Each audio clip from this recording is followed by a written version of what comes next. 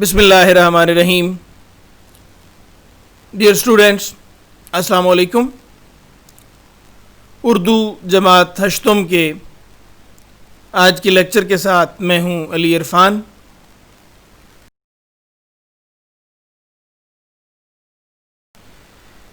इससे पहले कि हम आज के टॉपिक का आगाज़ करें, मैं आपकी निसाबी किताब की ज़रूरत को मद्देनज़र रखते हुए एक एप्लीकेशन का तारुफ़ आपको करा दूं। अगर मार्केट में किताब अवेलेबल ना हो, पेंडेमिक की वजह से अगर आपकी रसाई किताब तक ना हो, तो ये एप्लीकेशन आपके लिए सहूलत का सबब होगी। आपको स्क्रीन पर दो तस्वीरें नज़र आ रही हैं। लेफ़्ट कॉर्नर में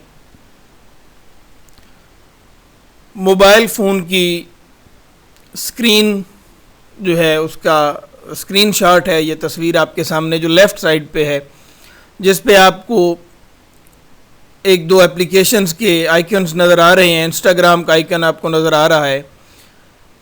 इसी के राइट में एक एप्लीकेशन का आइकन आपके सामने है और एप्लीकेशन का नाम लिखा हुआ है 678 टेक्स्ट बुक्स। और राइट साइड में इसी एप्लीकेशन का मेन जो पेज है, होम पेज जो है, वो आपके सामने है। इस एप्लीकेशन को आप बड़ी आसानी के साथ गूगल प्ले स्टोर से डाउनलोड कर सकते हैं। इसमें आपको छठी, सातवीं और आठवीं जमात की तमाम किताबें इस एप्लीकेशन में आपको मिल जाएंगी। वहाँ से आप बआसानी तमाम सब्जेक्ट्स की किताबें पढ़ सकते हैं।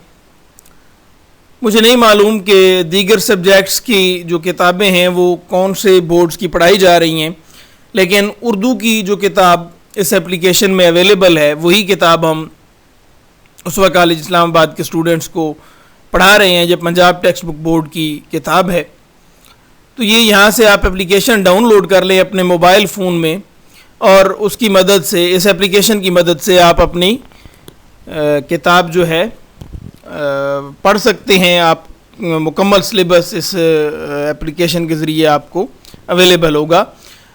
जो टेक्स्ट बुक है वो भी, और जो कवायद व इंशा जो पढ़ाते हैं हम, जो ग्रामर पढ़ाते हैं, वो किताब भी, ग्रामर की किताब भी इसी एप्लीकेशन में उर्दू की आपको अवेलेबल होगी।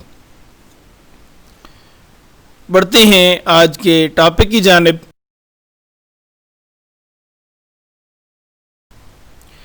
आज के लेक्चर में हम आठवीं जमात की निसाबी किताब में शामिल नसरी चैप्टर शहरी दिफा पढ़ेंगे।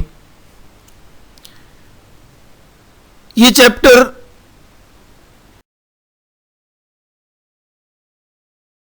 आपके सामने स्क्रीन पर भी आ चुका है। ये चैप्टर बुनियादी तौर पे महकमा शहरी दिफा का तारुफ है, और किसी हादसे की सूरत में, किसी एमरजेंसी की सूरत में मरीज़ों को या ज़ख्मियों को इब्तदाई तिब्बी इमदाद किस तरह से देनी है, इसके हवाले से मुकम्मल जानकारी इस चैप्टर में आपको दी गई है। लेकिन ये चैप्टर एक कहानी की सूरत में है। हामिद इसका एक किरदार है, एक तालिब इल्म है, एक नौजवान है, और उसके वालिद जो हैं, उसके अब्बा जान जो हैं, वो एक डॉक्टर हैं, और वो इस महकमा शहरी दिफा का और इब्तदाई तिब्बी इमदाद और इब्तदाई तिब्बी इमदाद देने के लिए जो मशक़ें हैं और जो तरबियत है, इसका तारुफ़ कराते हैं अपने बेटे को। तो एक कहानी की सूरत में आपको महकमा शहरी दिफा और किसी हादसे या इमरजेंसी की सूरत में इब्तदाई तिब्बी इमदाद के मुतालिक आपको आगाही दी गई है। आप इस चैप्टर के आगाज़ में ही देख सकते हैं कि तदरीसी मकासद में 3 मकासद बयान किए गए हैं कि सबक की तदरीस के बाद तलबा इस काबिल हो जाएंगे कि इब्तदाई तिब्बी इमदाद की ज़रूरत और अहमियत से आगाह हों, अपने अंदर मुआशरती शऊर बेदार कर पाएँ, اور خود میں انسانیت کا احترام اور زخمیوں کی امداد کا جذبہ پیدا کر پائیں۔ اس چیپٹر کو پڑھانے کے یہ 3 مقاصد ہیں۔ ظاہر ہے کہ ابتدائی طبی امداد جو ہے یہ بہت اہم اور بہت ضروری ہے، اور اس کی تربیت لینا بھی بہت اہمیت کا حامل ہے۔ اس بات کا احساس انسان کو اس وقت ہوتا ہے جب آپ کے سامنے آپ کا کوئی اپنا، کوئی عزیز کسی مشکل کا شکار ہوتا ہے، کسی ایمرجنسی کا، کسی حادثے کا شکار ہوتا ہے، تو اس وقت آپ کو اس کی مدد کرنی پڑتی ہے۔ اس وقت آپ کو احساس ہوتا ہے کہ یہ تربیت جو ہے ابتدائی طبی امداد کی، یہ کس اہمیت کی حامل، اور فرسٹ ایڈ دے پانا کتنا اہم ہے اس مریض کے لیے یا اس زخمی کے لیے یا حادثے کا شکار انسان کے لیے۔ تو اس چیپٹر کو جب آپ پڑھیں گے تو آپ کو ابتدائی طبی امداد کا ضرورت اور اہمیت کا احساس ہوگا۔ ظاہر ہے معاشرتی شعور جو ہے وہ بھی اس چیپٹر کے ذریعے آپ کا معاشرتی شعور بیدار کرنے کی کوشش کی گئی ہے۔ معاشرے میں رہتے ہوئے انسان کو ایک دوسرے کے کام آنا ہوتا ہے۔ انور سجاد کا ایک معروف ڈرامہ رائٹر تھے انور سجاد، ان کا ایک انٹرویو میں بڑی خوبصورت بات کہی تھی انہوں نے۔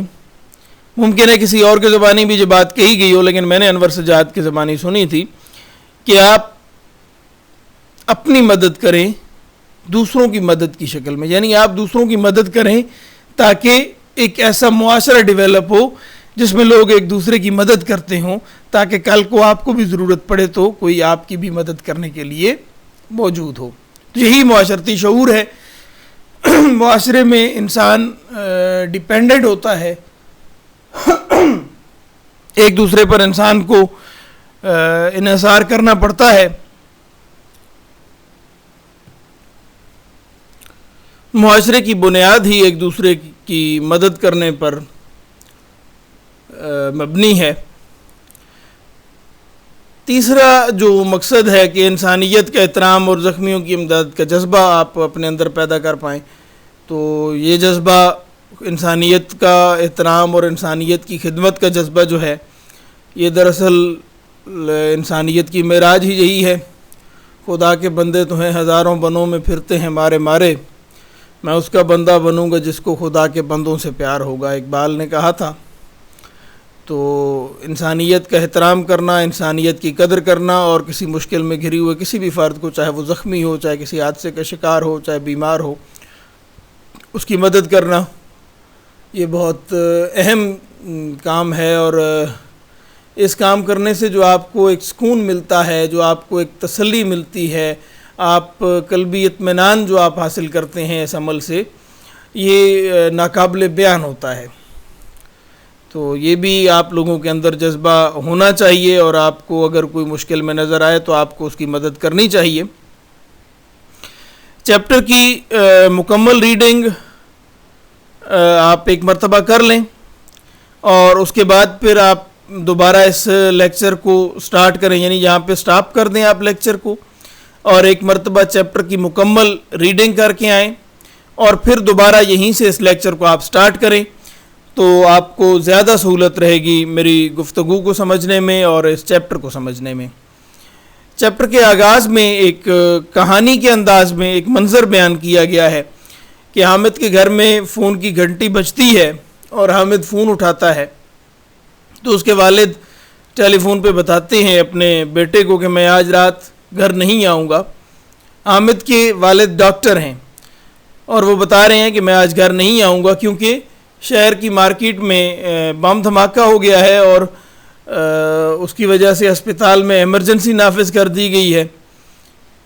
تو مریضوں کی دیکھ بھال کرنے کے لیے، مریضوں کی ٹریٹمنٹ، مریضوں کے علاج کے لیے ڈاکٹرز کو ظاہر ہے کہ ہاسپٹلز میں رکنا پڑتا ہے۔ تو حامد کے ابا نے بھی یہی بات بتائی کہ وہ نہیں آ سکیں گے، وہ آج ہاسپٹل میں رکیں گے۔ والد صاحب کے اس فون کے بعد حامد ایک سوچ میں مبتلا ہو جاتا ہے کہ یہ کون لوگ ہیں کہ جو بم دھماکے کرتے ہیں، جو بے گناہ شہریوں کو قتل کرتے ہیں، جان لیتے ہیں لوگوں کی۔ تو جب یہ استفسار کرتا ہے، پوچھتا ہے وہ اپنی ماں سے، تو حامد کی ماں اسے بتاتی ہے کہ بیٹا یہ وہ لوگ ہیں کہ جو ہمارے ملک کے، ہمارے وطن عزیز کے دشمن ہیں، ہماری قوم کے دشمن ہیں، اور یہ نہیں چاہتے کہ یہ ملک ترقی کرے. یہ لوگ ملک کو ترقی کی شاہراہ پہ سفر کرنے سے روکنا چاہتے ہیں. یہ اس ملک میں خوشحالی کو روکنا چاہتے ہیں. اس ملک میں لوگوں کی زندگیوں کو آسان بنانے کا جو عمل ہے، اس آسانیوں کو، لوگوں کی زندگیوں میں جو آنے والی آسانیاں ہیں ان کو روکنا چاہتے ہیں. یہ ملک و قوم کے دشمن کے ایجنڈے پر، بیرونی دشمن کے ایجنڈے پر کام کرنے والے لوگ ہیں. تو رات کو حامد سو جاتا ہے، اور جب دوسرے دن اس کی اپنے والد سے ملاقات ہوتی ہے تو والد سے وہ سوال کرتا ہے، شام کی چائے پر جب اس کی ملاقات ہوتی ہے، کہ یہ دھماکے کیوں ہوتے ہیں. اور پھر اگلی بات جو جس کے پھر چیپٹر ہمارا آ جاتا ہے اس کی طرف، شہری دفاع کی طرف، شہری دفاع کے تعارف کی طرف یہاں سے آغاز ہوتا ہے چیپٹر کا. یہ جو دوسرا پیج ہے، پیج نمبر 41، اس کا جو سیکنڈ پیراگراف سٹارٹ ہو رہا ہے، یہاں سے بات شہری دفاع کے محکمے کے تعارف اور پھر ابتدائی طبی امداد اور مشقوں اور تربیت کی طرف آ جاتی ہے. کہ حامد اپنے والد سے پوچھتا ہے کہ وہ کس طرح سے کسی حادثے کا شکار لوگوں کی مدد کر سکتا ہے. تو اب آگے حامد کے جو والد ہیں وہ اسے، ابا جان جو ہے حامد کے، وہ اسے تعارف کراتے ہیں. یہ کہانی کی صورت میں شروع میں میں نے کہا کہ آپ کو محکمہ شہری دفاع اور ابتدائی طبی امداد کا تعارف کرایا جا رہا ہے، اور کس طرح سے آپ نے دوسروں کی مدد کرنی ہے، ابتدائی طبی امداد آپ نے کس طرح سے دوسروں کو فراہم کرنی ہے، اس کے حوالے سے بھی بنیادی باتیں آپ کو اس چیپٹر میں بتائی گئی ہیں. اگلے پیجز پہ آپ دیکھیں گے. یقیناً آپ ریڈنگ کر کے آ گئے ہیں، تو آپ پہلے سے پڑھ کے بھی آ گئے ہیں. تو یہاں پہ ابتدائی طبی امداد کے لیے حامد کے ابا جان بتاتے ہیں اسے کہ ابتدائی طبی امداد کرنے کے لیے ابتدائی طبی امداد کی تربیت لینا اور اس کی مشقیں کرنا جو ہیں وہ ضروری ہیں. اور ابتدائی طبی امداد کی تربیت کے لیے حکومت نے محکمہ شہری دفاع قائم کر رکھا ہے. یہ ادارہ کسی بھی حادثے کی صورت میں زخمیوں کو ابتدائی طبی امداد فراہم کرتا ہے. اس ادارے نے ابتدائی طبی امداد کی تربیت فراہم کرنے کا معقول انتظام کر رکھا ہے، اور ہر صحت مند شخص رضاکارانہ طور پر یہاں پہ تربیت حاصل کر سکتا ہے اور اسے حاصل کرنی چاہیے. حامد کے ابا جان حامد کو بتا رہے ہیں کہ ہمارے ہاں ابتدائی طبی امداد کا شعور بہت کم ہے، جس کی وجہ سے حادثات میں زخمی ہونے والے افراد بر وقت ابتدائی طبی امداد نہ مل سکنے کی وجہ سے موقع پر دم توڑ دیتے ہیں یا پھر عمر بھر کے لیے معذور ہو جاتے ہیں. یہ نقصان ہے ابتدائی طبی امداد کی تربیت نہ ہونے کا، کہ حادثوں کا شکار لوگ ہو جاتے ہیں، وہاں پہ دوسرے لوگ موجود بھی ہوتے ہیں، وہ دلی طور پہ ان کی مدد بھی کرنا چاہتے ہیں، زخمیوں کی اور مریضوں کی یا حادثے کا شکار افراد کی مدد کرنے کے خواہش مند لوگ ان کے پاس موجود ہوتے ہیں، لیکن چونکہ ابتدائی طبی امداد کی تربیت انہوں نے حاصل نہیں کی ہوتی، ان کو باقاعدہ ٹریننگ نہیں دی گئی ہوتی، ان کو معلوم نہیں ہوتا کہ وہ کس طرح سے ان لوگوں کی مدد کریں. یہی نتیجہ اسی کا نتیجہ یہ نکلتا ہے کہ یا تو وہاں پہ موقع پہ ہی لوگ جان کی بازی ہار جاتے ہیں یا پھر زندگی بھر کے لیے معذور ہو جاتے ہیں اور وہ معذوری کے ساتھ زندگی گزارتے ہیں. تو اگر ابتدائی طبی امداد کی تربیت حاصل کی ہوئی ہو لوگوں نے، تو بڑی سہولت سے اور بڑی آسانی کے ساتھ وہ ان لوگوں کی مدد کر سکتے ہیں جو وہاں پہ موجود لوگ ہوتے ہیں. حامد پھر استفسار کرتا ہے کہ ایسے موقعوں پہ ہمیں کیا کرنا چاہیے. تو اس کے والد اسے بتاتے ہیں کہ ایسے حادثات کی روک تھام کے لیے اپنے ارد گرد نظر رکھنی چاہیے تاکہ ملک کا کوئی دشمن اس طرح کی حرکت نہ کر سکے. یعنی اگر آپ کسی کو مشکوک حالت میں دیکھتے ہیں یا آپ کسی مشکوک فرد کو دیکھتے ہیں اپنے ارد گرد اپنے گلی محلے میں، تو آپ اس پر کڑی نظر رکھیں اور آپ جو متعلقہ محکمے ہیں ان کو اطلاع دیں، یا اگر آپ چھوٹے ہیں تو آپ اپنے بڑوں کو بتائیں کہ اس کی مشکوک حرکت، کسی شخص کی بھی آپ نے اگر کوئی مشکوک حرکت دیکھی ہے، تاکہ بم دھماکے یا حادثات یا جو برے واقعات ہمارے معاشرے میں ہوتے ہیں ان سے بچا جا سکے. اور دوسری بات کہ اگر کہیں پہ حادثہ ہو جاتا ہے تو پھر وہاں پہ جمگھٹا مانی رش، ہجوم، وہاں پہ ہجوم نہیں بنانا چاہیے، وہاں پہ سارے لوگ اکٹھے نہ ہو جائیں، کیونکہ عمومی طور پہ بم دھماکوں میں ہم نے یہ دیکھا کہ پہلے ایک بم دھماکہ کیا جاتا ہے، پھر وہاں پہ لوگ جب اکٹھے ہو جاتے ہیں تو پھر دوبارہ وہاں پہ بم دھماکے ہوتے رہے. یہ ایسے واقعات ہوئے ہیں ہمارے ملک میں، اور جو دوسرے دھماکے ہوتے ہیں وہ زیادہ ہیوی قسم کے ہوتے ہیں اور انہی میں زیادہ نقصان ہوتا ہے. پھر ہنگامی حالت میں عمارتوں کو خالی کرنے کے لیے راستوں کا تعین کرنا چاہیے اور ان سے عام لوگوں کی آگاہی اشد ضروری ہے. اگر کسی بڑی بلڈنگ میں، کسی بڑی عمارت میں کوئی حادثہ پیش آ جاتا ہے تو وہاں پہ جو ایمرجنسی گیٹس ہیں وہ بنے ہوئے ہوں، ایمرجنسی راستے جو ہیں وہ بنے ہوئے ہوں، اور لوگوں کو بھی ان کے بارے میں آگاہی ہو کہ اگر کوئی حادثہ درپیش آ جاتا ہے تو انہوں نے کون سے راستے استعمال کرنے ہیں اور کس طرح سے اس عمارت سے باہر جانا ہے اور اس عمارت کو خالی کرنا ہے. آگ کو بجھانے والے آلات کا عمارتوں میں ہونا بے حد ضروری ہے. یہ اب کچھ ابتدائی باتیں بتائی جا رہی ہیں کہ جن کے ذریعے حادثات سے بچا جا سکتا ہے اور حادثات کے جو نقصانات ہوتے ہیں ان کو کم کیا جا سکتا ہے. آگ بجھانے والے آلات جو ہے وہ ضرور موجود ہوں بڑی عمارات میں، چاہے وہ رہائشی عمارات ہیں بڑی، چاہے وہ کوئی ادارہ ہے، چاہے وہ کوئی آفیسز ہیں. زخمیوں کو کھلی اور تازہ ہوا میں لانا چاہیے تاکہ انہیں سانس لینے میں دشواری نہ ہو. دھوئیں سے بے ہوش ہونے والوں کے کپڑوں کو ڈھیلا کر دینا چاہیے اور ان کے منہ پر ٹھنڈے پانی کے چھینٹے دینے چاہیے، یعنی ان کے منہ پر پانی پھینکیں چھینٹوں کی صورت میں تاکہ ان کی سانس بحال ہو اور وہ تازہ دم ہو، انہیں سانس لینے میں آسانی ہو. اگلے پیراگراف میں حامد کے ابا جو ہیں وہ بتاتے ہیں کہ حادثے میں بعض دفعہ لوگوں کی ہڈیاں ٹوٹ جاتی ہیں. اگر بازو کی ہڈی ٹوٹی ہوئی ہو تو کپڑے سے ایک تکونی پٹی بنا کر بازو کو گلے میں حمائل کر دینا چاہیے. حمائل یعنی گلے میں لٹکا دینا چاہیے. آپ بازو کو گلے کے ساتھ پٹی کی مدد سے جوڑ دیں گے تاکہ وہ بازو زیادہ حرکت نہ کرے کہ جس کی وجہ سے وہ ٹوٹی ہوئی ہڈی ایک تو اس مریض کو زیادہ تکلیف نہ دے، دوسرا مزید اس کا زخم جو ہے وہ بڑھے نہ، کیونکہ اگر بازو حرکت کرتا رہے گا تو ظاہر ہے کہ زخم کے بڑھنے میں یا زخم میں اضافے کا اندیشہ رہتا ہے. لکڑی کی چھوٹی چھوٹی کھپچیاں یا تختیاں چھوٹی چھوٹی جو ہیں وہ ٹوٹی ہوئی ہڈی کے اطراف میں رکھ کر اوپر پٹیاں لپیٹ دی جائیں تاکہ ٹوٹی ہوئی ہڈیوں کو سہارا مل جائے. ہڈی کو سہارا مل جائے گا تو وہ ہڈی مزید جو ہے وہ نقصان نہیں ہوگا یا وہ ہڈی مزید کریک نہیں ہوگی، وہ ہڈی مزید ٹوٹے گی نہیں. جہاں تک ٹوٹ چکی ہے وہیں تک ہی رہے گی اور مریض کو اس سے تکلیف میں بھی افاقہ محسوس ہوگا. اگر جسم کے کسی حصے سے خون بہہ رہا ہو تو کپڑے کی گدیاں ٹھنڈے پانی میں بھگو کر زخموں کے اوپر رکھی جائیں تاکہ خون کا اخراج بند ہو جائے. اگر زخمی کا خون بہت زیادہ بہہ رہا ہے زخموں سے تو اس کے خون کو روکنے کا اہتمام کیا جائے اور اس کے لیے کپڑے کی گدیاں جو ہیں وہ ٹھنڈے پانی میں بھگو کر، وہ پانی ٹھنڈے پانی میں بھگوئی ہوئی جب رکھیں گے تو وہ خون کا جو بہاؤ ہے یا خون جو بہہ رہا ہے، خون کا جو ضیاع ہو رہا ہے وہ رک جائے گا. اگلے پیج کی طرف بڑھتے ہیں.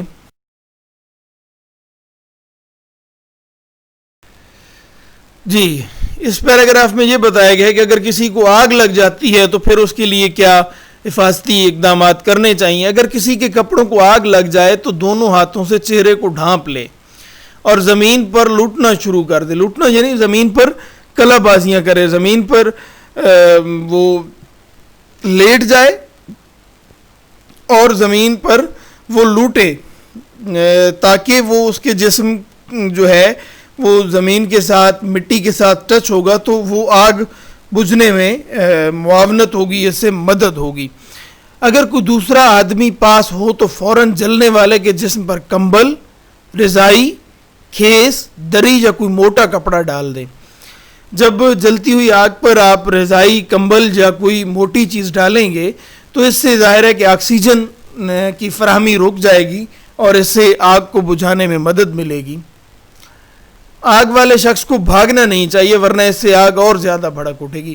جب لوگ آگ کسی کے جسم کو اگر اللہ نہ کرے آگ لگ جاتی ہے, کپڑوں کو آگ لگ جاتی ہے اور وہ دوڑ پڑتا ہے تو اس سے آگ زیادہ بڑھتی ہے, کیونکہ وہ ہوا زیادہ اگر مخالف سمت میں آپ چل رہے ہیں یا بھاگ رہے ہیں کسی سمت میں بھی تو اس کے مخالف سمت میں ہوا کی جو وہ فراہمی ہے وہ زیادہ ہو جائے گی, جس کی وجہ سے آگ جو ہے وہ پھیلے گی. اس لیے بھاگنا نہیں چاہیے, یا تو زمین پر لیٹ کر آپ کلا بازیاں لگائیں اور رول کریں تاکہ آگ بجھے, یا پھر جسم کے اوپر کوئی کمبل رضائی وغیرہ یا کوئی موٹا کپڑا ڈالا جائے جس سے آکسیجن کی فراہمی رکے اور آگ بجھائی جا سکے.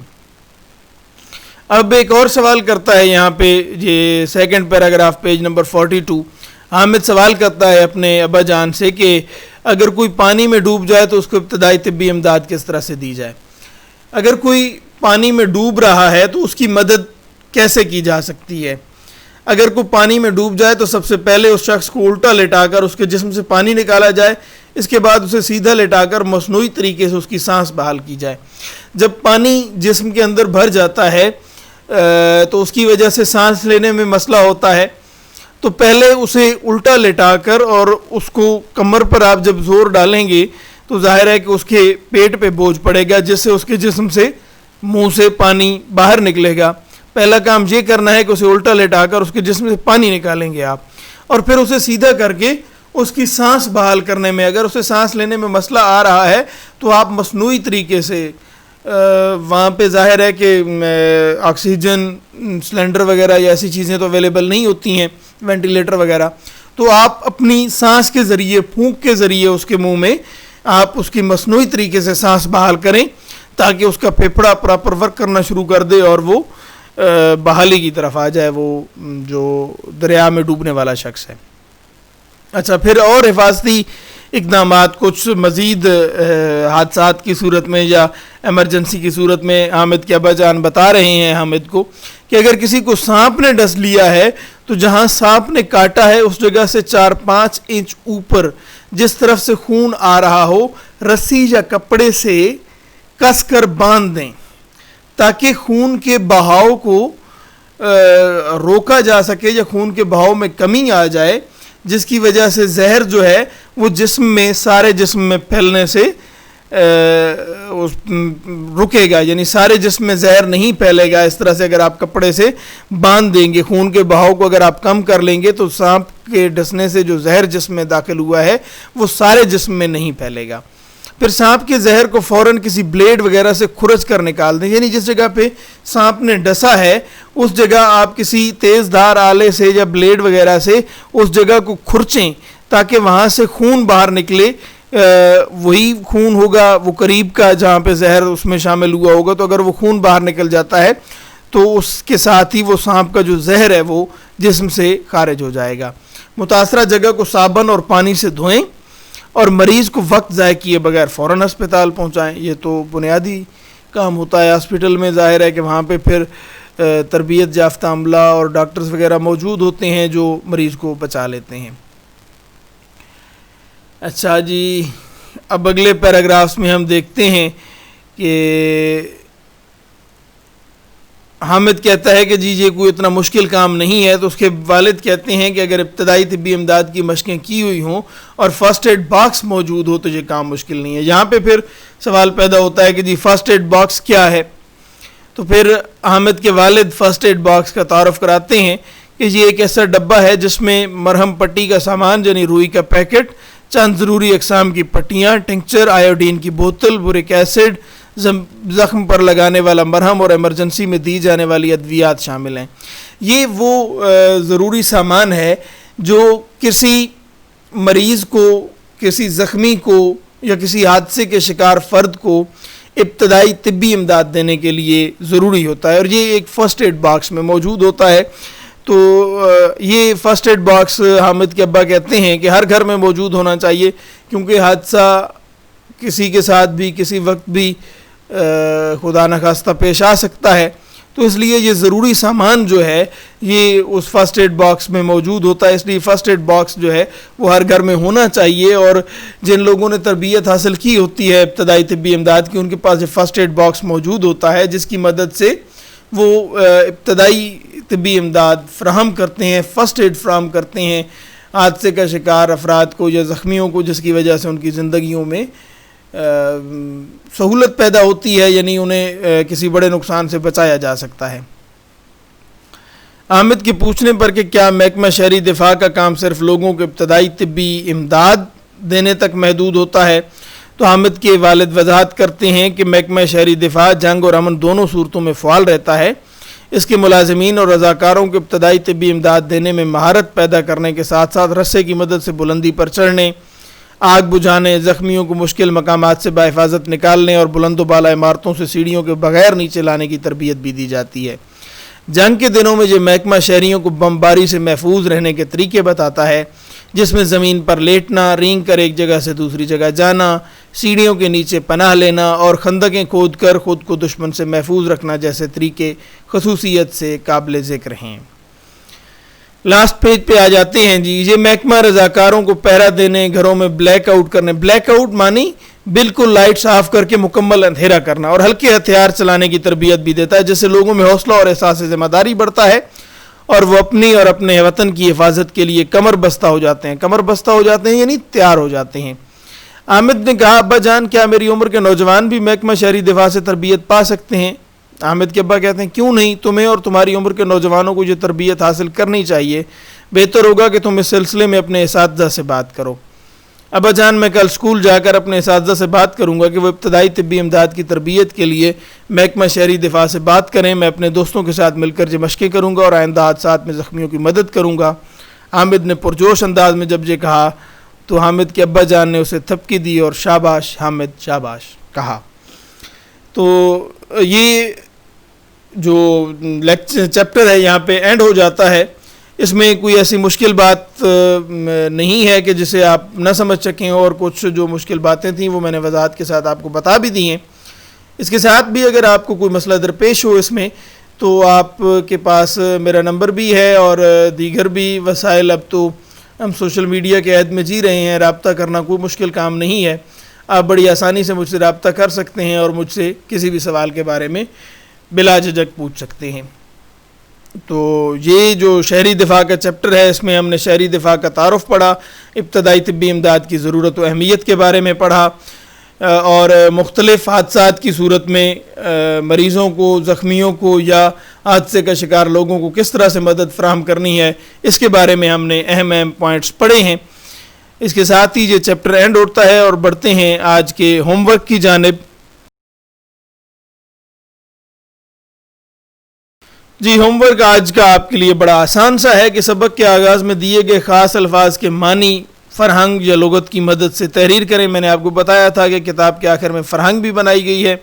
اس کے علاوہ میں نے آپ کو ایک لغت، آن لائن لغت کا بھی ایڈریس آپ کو بتایا تھا، اردو ڈکشنری بورڈ کی۔ اس کے علاوہ بھی آپ کے پاس اگر کوئی لغت موجود ہے تو اس کی مدد سے آپ وہ جو خاص الفاظ ہیں جو سبق کے آغاز میں دیے گئے ہیں، جو ابتدا میں دیے گئے ہیں، پیج نمبر 40 سے جب یہ چیپٹر سٹارٹ ہوتا ہے تو وہاں پہ تو آپ ان الفاظ کے معنی لکھ کر لائیں گے، اور مشق کے سوال نمبر 1 کے جو ذیلی سوالات، جو صفحہ نمبر 43 پہ، صفحہ نمبر 43 پہ جو سوالات دیے گئے ہیں، ان میں سوال نمبر 1 کے ذیلی سوالات کے مختصر جوابات آپ نے لکھ کر لانے ہیں۔ یہ آج کا آپ کا ہوم ورک ہے۔ ٹائم ہمارا جو ہے وہ اوور ہو گیا ہے، اس لیے جلدی جلدی لیکچر ختم کرتے ہیں۔ دعائیں اور نیک تمنائیں ہیں آپ کے لیے۔ خوش رہیں، خوش رکھیں۔ اللہ حافظ۔